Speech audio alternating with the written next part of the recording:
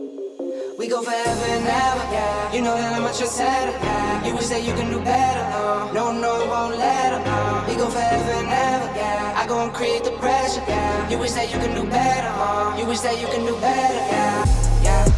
Ooh. We go forever and ever. We go forever and ever. Welcome everyone to Coaching in Session. My name is Michael Rearden, and I'll be your mindset coach today. And today we're going to be talking about the psychology of the mind. And psychology is something that I hold near and dear to my heart. It's something that I'll probably go off and get my doctorate one day, maybe. It's something that I understand makes me tick. The idea of learning about the human mind, the human development, child development, adult development, it's interesting. And the reason why it's so interesting is that we can have a similar situation, but we can have different turnouts. The mind is amazing in the sense of what it perceives. So you can have a perception of something that I might think as positive and you might see it as negative. But just because we have differences in how we perceive the world, it doesn't necessarily mean that you're different or that you're wrong or that I'm right. We need to figure out, what does our mind need? What does our life need? And it can be difficult for us sometimes to give us that space because we are bombarded by what other people want from us, from what society wants from us. We are told who to be, who to become, how to feel, how to act. But in the scheme of things, who you are is unique. There has never been another person like you. There has never been another you. And the fact that there has never been another you, why are we trying to be like everyone else? Shouldn't you be unique? Shouldn't you be something that is different? That you're going to present yourself to the world in a different light. So now when people see you, they say, wow, because they're not going to have saw that anywhere else. Because what you have to offer, again, is going to be incredibly unique. And it's something that only you can do. Oftentimes, many people conform. But the problem with people conforming is that they don't realize their truth. So they live a lie. And that lie can cause so many negative aspects of mindset, of the psychology of your brain. I'm not being the person that I know I can be, or the person I should be. I'm just pretending to be this person, right? I'm just moving in life. What's your purpose? What meaning do you want to create for yourself or for the people around you? It can't be determined by what other people say. You have to be that person. You have to be the person that says, this is what I want in my life. But many people, they lose that voice. They lose that sense of imagination, of growth, of creating something. We're often told to accept our circumstances, but just because our circumstances happen in our life, it doesn't mean that they have to define us. Our circumstances don't define us. You define yourself. You have to figure out, how can I begin to be on purpose? How can I begin to look at my mind, to look at my life, to look at my situation, and then make the best of it in my light, in my way of thinking? And then you move from there. It's not so much about what someone else thinks about you or what someone else believes, because we're going to be talking about the idea of belief, the idea of making sure you can find people who have the best intentions for you, and then growing from there, because you deserve a life that's not broken. So if your life is broken and you're looking for a fix, I encourage you to listen to this episode, because I'm going to be bringing on Tom Glaser, who's a licensed psychologist. And we're going to be talking about the idea of the mind, about development, child development, growing up, who we are as adults, and then trying to figure out how to heal, and then where does happiness lie in our life. Because if we know anything about what we want and what we need, that is going to be the ability to look at our life and be proud of it in some manner or some light.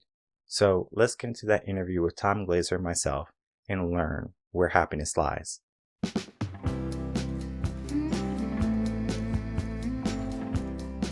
Welcome, Tom Glaser, to Coaching in Session. How are you doing today? Michael, I'm well. Thank you so much for having me. Of course. I'm so happy to have you on. So today I have you on as a licensed psychologist. You do other things too, but the work of psychology is so wide. And I actually am a psychologist junkie, and I'm like dabbling in the idea of going for my doctorate in psychology. And I actually would have a minor, if not a major, in psychology. It's just that I didn't have money in college, so I couldn't really afford the degree and the extra classes. I can only afford just one degree. So that was my education degree. That is where I stopped, but it was something that I was very interested in. So I Yeah. know the conversation that you and I are going to have today is going to be very interesting because the way the mind works and the way Yes. people develop is so interesting. Without me just kind of saying everything you do and everything you've Yeah. done in your life, please tell the world who you are, what you do, and how you help. Yeah, so I'm Tom Glaser. Indeed, I am a licensed psychologist, but as you indicated, I'm an author. Also, I do life coaching. I'm a dad. I'm a runner. I'm a dog lover and an animal lover. So like all of us, right? There are so many components, and I could go on and on. That's just kind of the first things that come to mind. How do I help? Gosh, I listen really deeply, Michael. That's the number one thing. And I'm writing another book. What I've been writing about is what I do, particularly with trauma survivors. And the word that keeps coming to me isn't even an actual word in the dictionary. What comes to me is this word presencing. So I provide a steady, loving presence. I'm just really deeply with clients and available to whatever comes up. And that's everything from, the worst things that happen to people and their deepest struggles and their incredible shames to their incredible potential. And I kind of just hold it all at the same time. And it's like when two hearts and souls and minds come together with a positive intention, I'm telling you, magic happens. And I want to get into the idea of communication, effective communication. There's so many books on how to be an effective communicator, be a better communicator. And you said one of the secrets, listening. How often do people listen to respond rather than listen to feel? Yeah, more often the first. More often people are thinking about what they're going to say next versus really being in the moment. And I like even how you asked the question, listening to feel. So here's a definition I love. Deep listening is the willingness to be changed. So yes, to really listen deeply is a vulnerable act because I may be affected, and I usually am. If I'm actually deeply listening, I'm affected, and it is in the body. It is an emotional, a visceral experience. That's where deep change for both parties is available to us. And we must be seen and heard. It's absolutely critical to human development, Michael, right? When people are not mirrored, when infants are not mirrored, they do not develop as well. They can survive sometimes. They're not going to thrive. They're not going to reach their level of potential as often or as soon as they could if from those very opening moments of life and throughout, they are seen and heard and honored and valued. It's as critical to us as air, water, food, shelter, all that. There was a study done, I believe it was a Russian study, or it was a study done in an orphanage. I'm sure you might be familiar with the study where they had a group of or different groups of children and they would give the children different things. So one group of children would get play, love, affection, all their basic needs, food, diaper changes, and then there was another group that just got the diaper changes and the food. And what they that was developed because they weren't getting that love and affection died. And then the other 2/3, they had some type of mental issue, right? Whether they were antisocial, they had high anxiety. I mean, you name it, right? A type of mental issue. And it's so important, especially on in the early development of a child, to show them love, to show them affection, to hold them, to care for them, to nurture them more than just changing a diaper and feeding them. I'm a new dad also. What I've noticed, and I mean, fortunately for me, I've been an educator for quite some time. So I've been working with kids for probably the past 15 years. So I know the ins and outs of childhood development and raising a child. So when it was my kid, though, it's different in the sense of I know I have to do this. My schedule's very busy. I need to make time for him. So in a sense, he's a priority, whether it's a meeting, whether it's work, whatever it happens. If he needs me, he's going to get me. And whatever else is on the back burner. And I remember when he was born a month earlier. He still had all, 10 fingers, 10 toes and everything like that. He was just ready to come out. He was like, I'm ready for the world. So he came out a month early and I had workshops after workshops scheduled. And I'm just thinking, all right, I have a month left. Let me just work. And then 2 weeks before he's due, I'm going to take off. I had it all scheduled. Well, I learned you can't schedule with children.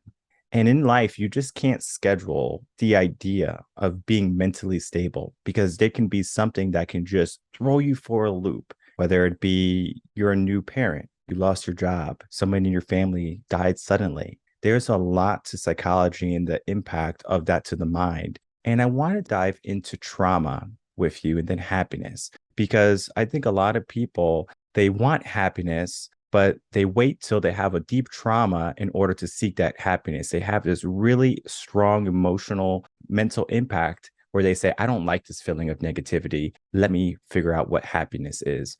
So I want to back up for 1 second. I just want to comment on that study you mentioned in the orphanage. We now know such studies are absolutely unethical, and hopefully they would never be replicated in today's age, right? That's a horrible thing to do to children intentionally to find out what would happen. So just always feel the need when that study comes up to emphasize that. I can even say for me, despite, I've been a psychologist my whole career, a similar thing happened to what you just described, that it took losing my dream job for me to wake up and do some of the deeper work. Now, I've always been interested in personal development. I've been working on myself my whole adult life and really even before that. So it's not like it's just all or nothing. But when I quit my dream job under duress, I might add, I got depressed because, like you had a plan when you were anticipating your son was born. You were going to work up until that 2 weeks before he was due, Mark.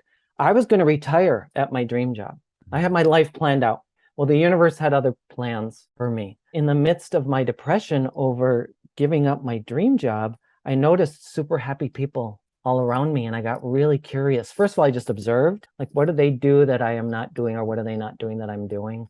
And by the way, you also mentioned trauma. Let me say, losing my dream job was what we call a small t trauma. So, big T, war, famine, rape, incest, earthquakes, natural disasters of all kinds. Small t's are things like losing your dream job, right? It's something so unexpected. It jarred my life. We could consider that a trauma. Trauma is on a wide continuum. And most people have in my experience, most people have some form of trauma when you look at it in that broader definition.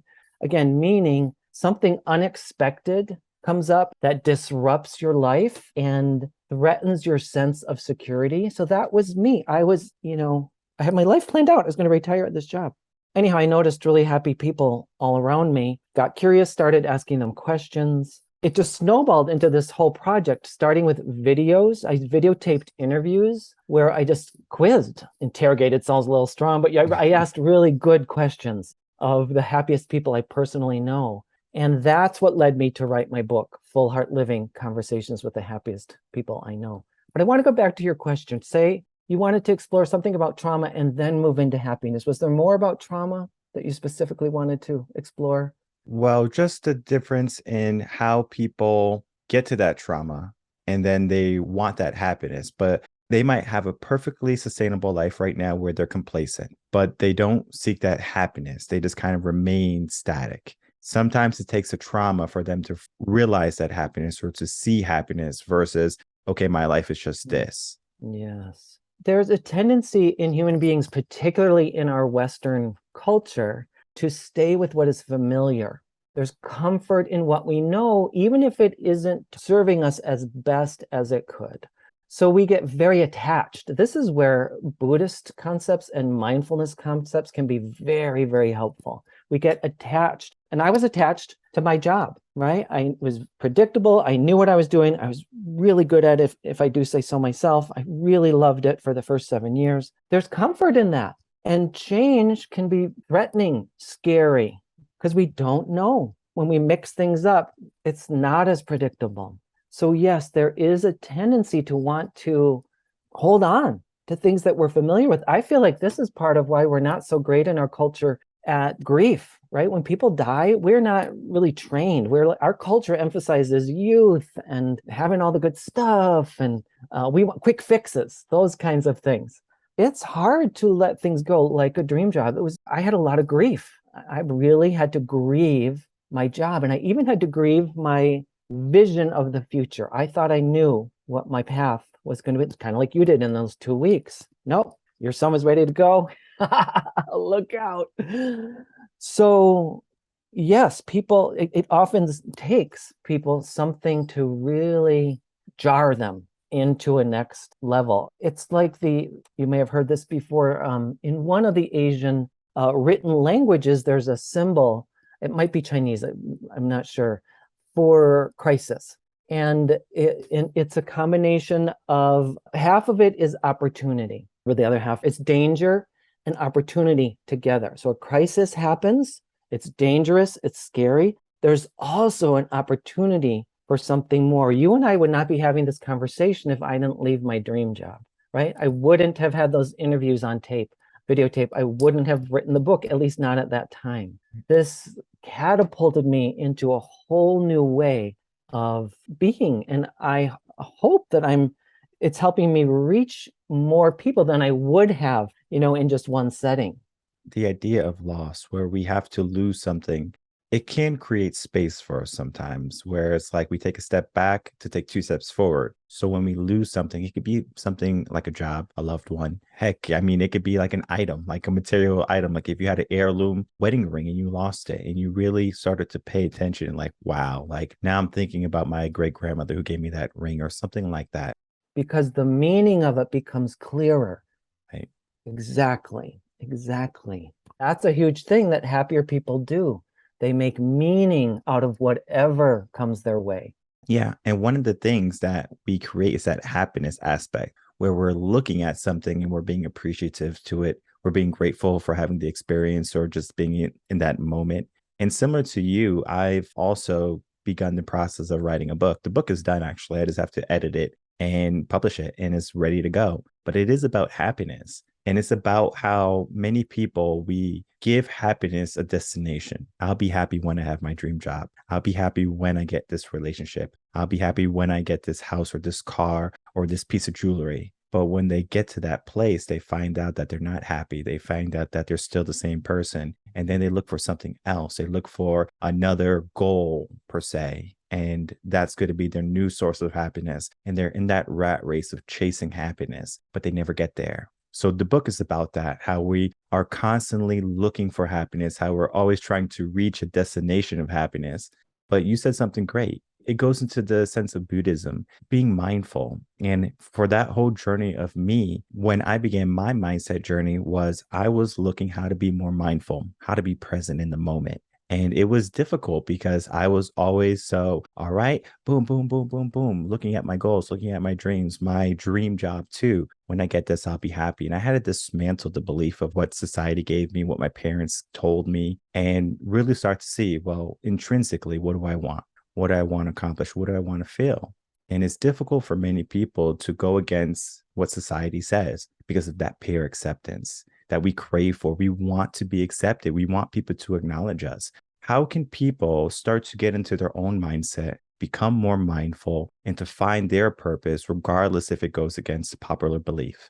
Let me say first, it's not one or the other because we need to be accepted by people. It's kind of like I was saying earlier, the mirroring that, and it never goes away. It's not just infants who need it. Our whole lives, we need other people to help us know who we are, to accept us, to love us. But yes, when we have a desire that maybe doesn't get the support of some people who are really important to us. I remember this way back. I was an orientation leader in college, and I will never forget one of my, new students, like she wanted to be in whatever the field was. I think it was in the arts. And her family was like, you must study law, like that kind of classic example. And she knew she would be absolutely miserable. It's very difficult to go up against forces like that, right? Because we need the love and acceptance of our parents. Find a tribe, I would say, number one.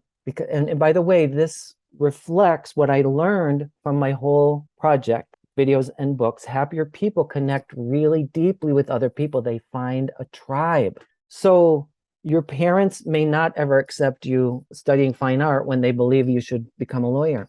So find other people, go to your great aunt, Lois, who you haven't seen in 30 years, who could see your dream, right? Who could believe, find people who do believe in you to balance that out. And without that, see, one of my jobs was at an art college, and it was fascinating. The people who had families that supported their dream of becoming artists did so much better academically and socially in so many ways. The people who found a way to get to art school, but their family did not support them, they had so much more trouble in all of those areas. But again, so then their job is to continue to seek out other loving people who can embrace their dream and help them see that it's right to follow your passion. By the way, that's number 3 of the top 3. Happier people connect really deeply with their passions. Less happy people are lawyers when they should have been fine arts majors. Number 2, by the way, since I've said these 3, number 2 out of the 3 is connecting deeply with the self. And that's where the mindfulness comes in, as well as like knowing who we are, honoring ourselves, which also has some merit in what you and I are talking about. So just to summarize, happier people connect really deeply with other people, themselves, and their passions. And then the 4th is they serve others. They're in the service of the greater good. They make the world a better place. And you can start at any one of those places, and they all dovetail and overlap beautifully. And when someone is looking for their tribe, what would happen if they went into this wrong tribe where they might be, let's use an example of the hood. It's one of my favorite examples because I grew up in the hood. You might have a tribe of people who sell drugs, gangbangers, bad people in the sense of they're not going to help you grow past a certain level, right? You're going to find yourself stuck very soon. Because they want to keep you at their level. Exactly. Yeah. So you're going to find yourself stuck at some point where you have the opportunity to flourish and grow and to be something amazing in life, but they keep you down there. So that tribe, even though they've been there, they might have supported you. It's not a lifetime tribe, right? So I want to kind of talk to you about the idea of being in the right tribe versus the wrong tribe. Yeah, because do those people really have your best interest at heart? No. They want to keep you down because if you go up, they get threatened. I'm reminded again of a client who worked for the post office. This is another classic example, really similar. He was miserable at his job. He was a super creative, artistic kind of person also, but he had a great job by many standards, right? They have great benefits. It's super consistent. The pay is decent. So at lunch, all the people in the lunchroom would be like, you have a great job. What's wrong? Why would you want to work anywhere else? This is the same thing. They weren't seeing him as a unique individual with some other needs. They didn't want someone else to leave the tribe because it might make them reflect on their own dissatisfaction at the post office. Very similar. What do you do with that? It's not easy. Number 1 is wake up to that. Just recognize that. Do they have my best interest at heart? Are they really seeing me, supporting me as a full human being with maybe some unique interests different from theirs? That grief is going to come up, even if it's not a great tribe for you. If you have been in that mix for a while, you're going to be sad. You're going to have some depression like I did when I left my dream job. Even though it turned into a nightmare for me, I still grieved it. Support yourself through that. Find people who support you. I was really lucky. I had a husband who said to me, Tom, you must leave that job. You can't keep doing this to yourself. You're miserable. Now, the truth is I was also making him miserable. He was kind enough not to tell me that at the time. I figured it out later. And the idea of finding someone, though, that's the important part. This kind of goes back a little bit about what you were saying about like your parents love you or might not love you. We seek the affection of our parents. And it got me thinking kind of in the sense of unconditional love. What is that, right? Are parents able to have that? And I mean, I have my own viewpoint on unconditional love, but then again, there's going to be outliers. For me, I only believe that unconditional love can be from like a mother and their child. A father can easily separate from that. Maybe because of biology, because they're not carrying around this baby for 9 months. The woman is. For me, I could easily disconnect. I was able to, during the whole pregnancy, go out, do what I had to do, go to the gym, and she's barely able to walk around, my wife. So she was with him. And then after the baby was born, you could just see that bond that, you know, she didn't want to let him go. Versus me, it's like, all right, I'm going to the gym, right? I got to go to work, right? It's just like I was able to disconnect very quickly. Now, I love him and everything like that. But at the same time, I think her bond is stronger than my bond. And if I ever had to discipline him or be tough, I wouldn't have an issue versus her. She might be a little bit more restricted because she loves him. And then I even look at my mom, and my mom, she has that unconditional love for us. I can tell where she would sacrifice anything that she has, anything she has built, created for the benefit of her children. And again, maybe men can, but I think it's something that is innately inbred in the minds of women. I totally get what you're saying on the one hand. Tell me about it. Tell me about it. Yeah. And I would say you're at an extremely common stage in a young family.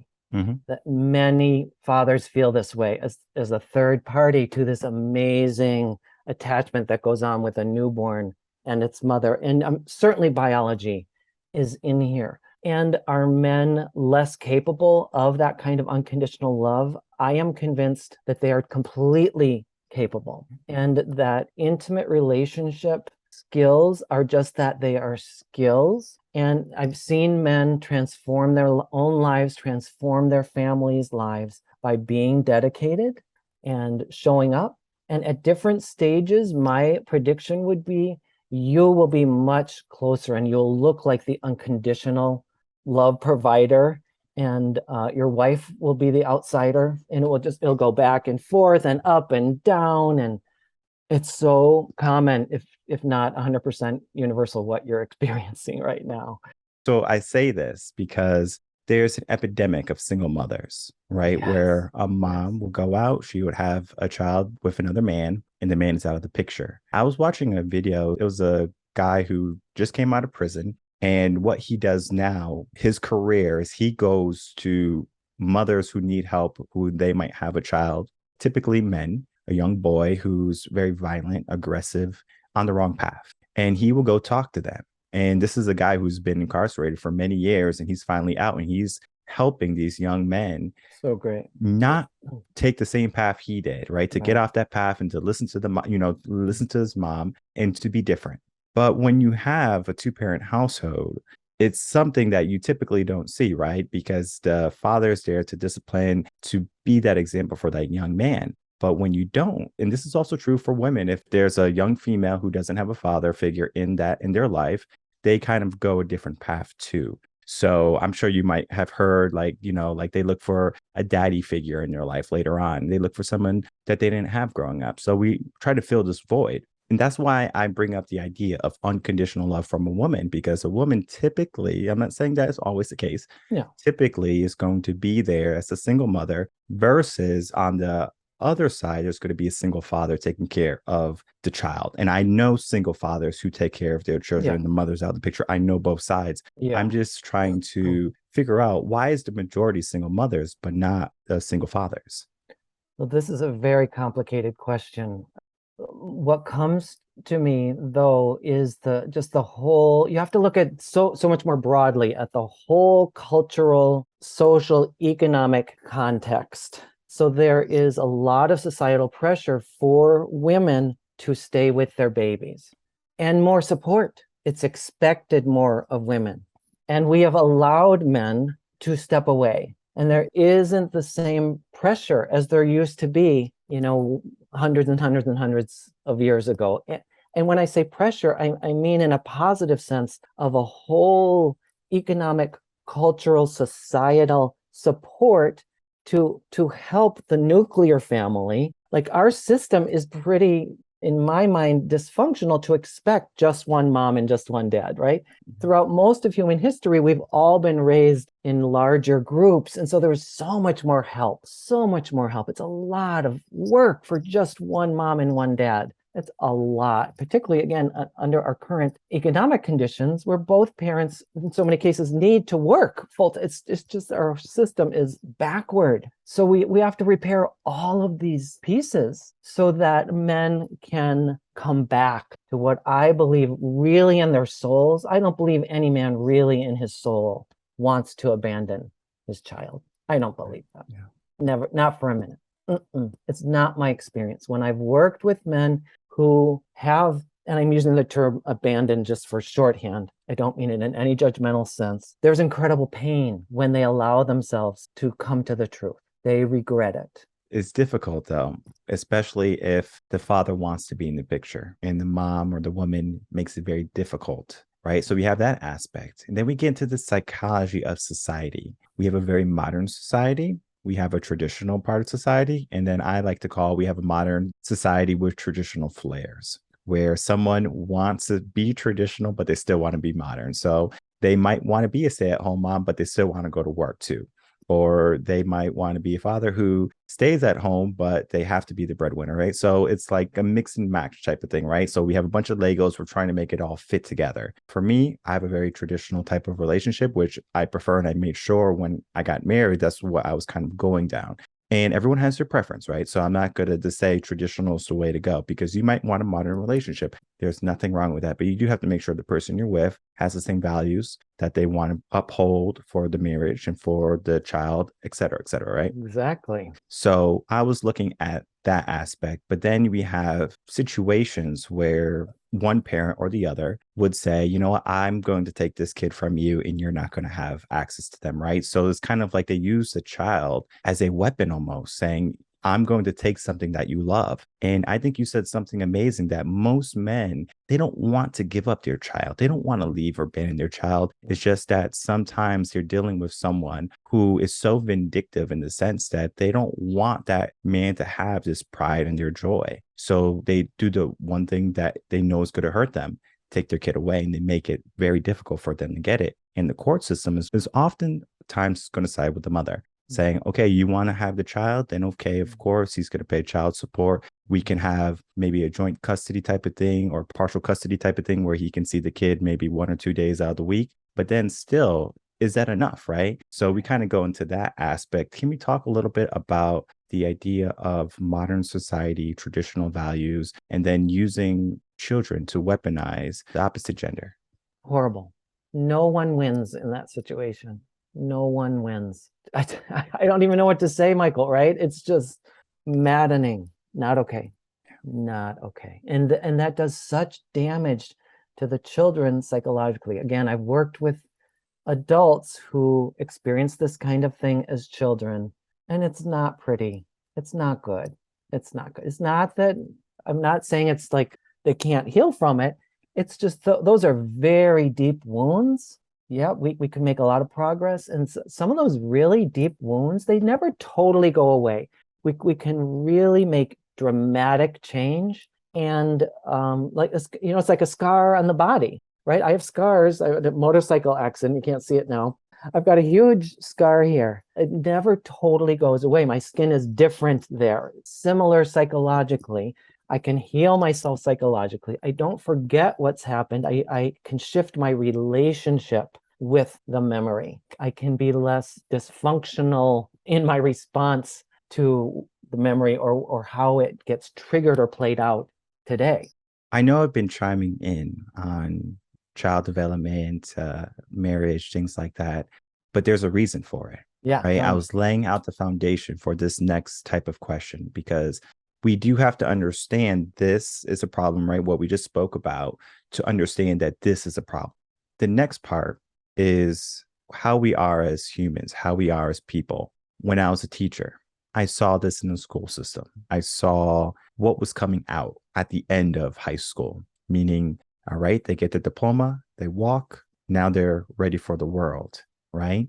But they're not ready for the world. They're incredibly unprepared for what they have to deal with, whether it be emotionally, physically, mentally. I mean, you name it, we can go down and we can find all the holes in education. What that typically does is it creates a lot of broken young adults. When we have all of these young minds growing up, and these minds are going to be the next leaders of our generation, they're growing up, they have all of these limiting beliefs, these anxieties, fears of inadequacy. I mean, you name it, there's even more problems. We talked about many of them.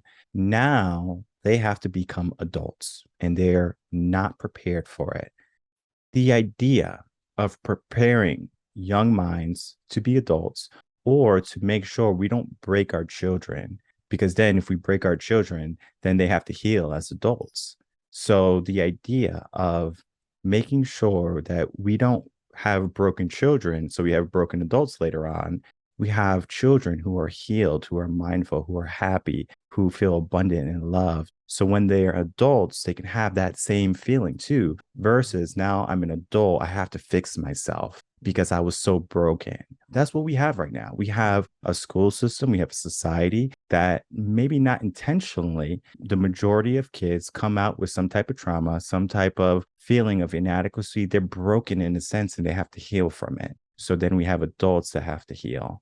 How can we start to develop minds, a system where we are cognizant of making sure that we're not breaking our children? So when they're adults, they can be healed rather than having broken adults that have to heal from their traumas. What comes to me as I listen to you, it's like it's all back to relationship. You know, working with so many trauma survivors, so many of them say, Michael, that even if they just had one caring adult, one person who really saw them, who really listened to them, it makes all the difference, right? They then learn to believe that they have worth, that their goals are worth pursuing. That is such a curative factor right there. Just one caring adult or mentor. So it comes back to what we were talking about earlier, just really being with the person, listening deeply with your whole self, that willingness to be changed that defines deep listening. Be willing to be changed by someone younger than you. I'm amazed at the brilliance of people younger than me, right? I hear them say things. I'm like, how can you know that at such a young age? And I love that. I just get inspired, right? It just makes my heart expand and sing. It's as simple and as complicated as that. And there's so many more things that we could talk about that. And I'm not an expert in our educational system, of course not. But I do know that for sure, that if there's one person, it can last a lifetime. Yeah, and you don't have to be a teacher to see this because, as the work you do as a psychologist, you see the adults, whether it be in the college when you're working in the art school, you see them, how they develop. And then maybe you're working with adults now past college, maybe they're in a career, they didn't go to college, went to trade school, for example, right? So you see them, right? So you can see it's like, okay, this is a trend, right? This is broken in many of the adults that I'm working with, right? And it's something that you have to address, right? It's just part of the process, I think, when it comes to growing up, because sometimes there is a little bit of trial and error because we don't know that there can be someone there, just as you said, someone, just one person, a mentor, someone, a guide, a psychologist, a life coach, someone to help you along the way. What I aim to do is to be that person, be that guide, to bring on other coaches, psychologists, doctors, to be that person to help someone from where they are to where they want to be. Because I think oftentimes many people, they feel stuck and they have a hard time admitting that they feel stuck or figuring out the next step. They're like, I don't know how I should feel, but they know I don't like how this feels. Right. So they want to change it.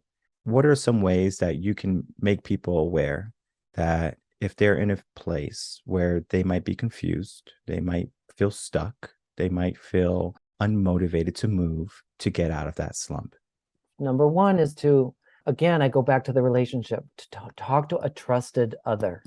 Be honest, say your truth, say it out loud and see what happens in your body. Just notice as you do this and as you explore possibilities, as you state your dream, what you'd like to be different, or maybe you don't even know what that is yet. Maybe you're just saying, I know this isn't working. Notice what happens in your body and see what happens in your mind. See what arises. It's amazing. This is what I was talking about, that magic that happens in the therapy room when two hearts, minds, and souls come together with good intention. Magic happens. Just saying things out loud can create, now there's not a guarantee. I can't say it's going to happen every single time, but it's amazing how often really saying the truth, which is, again, it's very scary and threatening for people. Like the act of doing that alone can create a change. It can bring more creativity into the brain. Sometimes that happens because me as the listener just reflects back. Oh, what I'm hearing you saying is you really feel stuck. You know something's wrong. You know you're not happy. Something isn't working in your life. And just hearing me say it in words a little different than their own sparks creativity in their brain. First of all, they go, oh, yes, that's exactly right. That's how I'm feeling. That's what's happening. And then they can get more creative. Sometimes just that act brings creativity into the brain and some more movement. Or sometimes I'll say as the listener, have you thought about taking a few classes? I throw out an idea. And it's a really soft little idea. I'm not telling them what to do. I'm not solving it for them. I just give them a little spark to engage their own creativity, because really the best answers come from ourselves, actually. So my job as a listener is never to solve it. I don't get attached to them getting better. I just get attached to being with them wherever they are. That's my job. But sometimes I throw in a little nugget, and it allows their own brain to engage in a new level. So again, it comes back to relationship. If you're struggling like this, talk to someone you trust. Find someone you can talk to. Be honest. Be open to new possibilities arising. Now, I said I can't guarantee it. If it doesn't work, don't panic. Don't think, I did this once, it didn't make any difference, I'm never going to do it again. And I've seen people say stuff like that. No. Let it sit for a while. Your soul may not be ready for the next level yet. Keep going back. Talk to that same person a week later. Check in. Hey, nothing's changed. Just say that and keep doing that over and over again. My hunch is if you stay with it, something is eventually going to shift. Or maybe you find a different person to talk to. And it's the idea of remaining consistent to that self-betterment. If you know something is off, don't ignore it. Don't just throw it in the corner and then let it build up. Start, do something, meet someone, meet a life coach, a psychologist, therapist, whoever you need, whoever you resonate with. And I'm big on making sure you resonate with the person. And I'm sure people are going to listen to you, Tom, and they're going to say, Tom, I love what you spoke about. I love the way you speak. I love your demeanor. And they're going to want to work with you, right? And what you can do, I can't do. There's certain things that I can't do because you have a unique life. The way you grew up is not the way I grew up. And vice versa, right? Vice versa. The same is true with you. You're going to resonate with certain people. Yes. Exactly. And what we do here on Coaching in Session is we bring on individuals who have something to offer to the world: healing, creating abundance, happiness, creating that life that you want. You might not know how to get there right now, but you don't have to know where you want to be. The only thing you have to know is that you want to start. And if you can have that feeling of, okay, I'm ready to start, I'm ready to begin, I'm ready to trust. And I will say that all of the coaches that I bring on, you don't have to be a coach. You could be a therapist, a doctor. Everyone who comes on this podcast, I do my due diligence, basically to make sure that the person that I'm presenting to the world, that they're going to be a viable source for you to heal, for you to grow, for you to get into the place you want to be. Thank you. I made the cut. You made the cut, Tom. All right. Not everyone does, but you made it. All right. Oh, nice. Okay. I like this. I do want to thank you, Tom, for coming on, sharing a little bit about your wisdom. But before you go, please share any last words, and then please tell people how they can find you. Well, I just want to express incredible gratitude. This has been such a deep, rewarding conversation. I just really appreciate you, Michael, and the way you show up in the world and the incredible things you're offering. Keep going. And what a lucky family you have and clients. And, Oh, how to reach me, fullheartliving.com. Fullheart, HEART, living.com. You'll see those documentaries, those videos that I mentioned, a link to my book, I have a relationship building game called Full Heart Living Conversation Sparks, which teaches active listening skills, by the way. So a lot of the things we're talking about, you can learn more about in my book or my conversation starting game, fullheartliving.com. I'll have all that information in the description box below so people can easily find you, reach out to you, check out your book, check out the relationship game to be a better listener. I mean, the conversation that we had today was just the tippy top of the iceberg because there's so much to the mind. There's so much to psychology. And whenever I bring on a guest, they don't know what I'm going to talk about. Heck, I don't even know what I'm going to talk about sometimes. But what I do know is that it's going to be a great conversation. What we talked about today talks about so many great aspects of the mind that if we can learn to nurture our mind in a way to heal rather than to point the finger and be vindictive and harmful to ourselves, then we can make some great changes in our life. Thank you so much, Tom Glaser, for coming on Coaching in Session. Great conversation. Again, I want to thank my guest, Tom Glaser, for coming on Coaching in Session. He is a wonderful guest talking about the work he has done, sharing his insight in psychology. And whenever you bring someone who's going to be studying the mind, looking at the mind in a different light, they're always going to have their ideas of how we should move in a sense. And rightfully so, he has a wonderful practice where he has helped hundreds, if not thousands, of clients be better. Those people who he has helped, he created that space for them. Being there, being present, being a listener, and then holding that space for them. Whatever they needed, he facilitated that. And oftentimes, we don't have people who can hold the space for us adequately. We have placeholders. We have a best friend who says, oh yeah, grow up. Our parents, throw some dirt on it, grow up. I mean, whatever the saying is, or whatever the passive-aggressive remark is said, get over it. And sometimes you need someone to confide in, someone that you can trust. And it's difficult today, especially today, to trust in people because we look at different views. If someone has a different view than me, that we can't associate with each other. But just because someone has a different view than you doesn't necessarily mean that you can't be cordial with them, that you can't create a space with them. And I always say that if you can't find someone to believe in yourself first. You need at least one person to believe in you. It's easier when you have more though. So when you are looking for that person to believe in you, if you're having a hard time and you can't believe in yourself, I always encourage seek a therapist, seek a life coach, seek a mentor, seek a psychologist, someone who's going to hold the space very well, someone who's trained to be a listener, someone who has helped countless people grow into the person that they want to be, grow into the mindset that they need for their growth. Because at the end of the day, we are left with ourselves and we have to figure out, are the things we're doing making us happy, fulfilling us, filling us up in life? Because oftentimes people will just kind of move through life and not be satisfied with it. But you don't have to not be satisfied anymore. You don't have to accept what you're given. So if you want more in your life, begin to demand that. Begin to ask the questions. Begin to say, I know I need something. What is the first step? And the first step might be continuing to watch Coaching in Session, reading personal development books, getting a coach, a psychologist, a therapist. I think Tom's going to be a wonderful psychologist if you are looking for someone to hold the space. He's going to be able to guide you, give you those nuggets of wisdom to help you find your truth, to help you find the answers. Because oftentimes we do have the answers, it's just that they're covered up with all this fluff, all this stuff that we have given ourselves, the lies, the deceit, the standards that we were given. We have to define something, and that should be us. We should define who we are. And every single day, take the steps to heal, to be better, and to grow. Because we shouldn't be broken our whole entire life. And even if you were broken, or if you had a rough childhood, or you had a rough teenage years, or if you had a rough adulthood, it doesn't mean that is your life. You can make the changes today. And the only thing you have to do is take action. My name is Michael Rearden. I'm a mindset coach. If you have any questions, you can email me coachinginsession@gmail.com. And I will see everyone on the next episode of Coaching in Session. Until then, everyone, take care.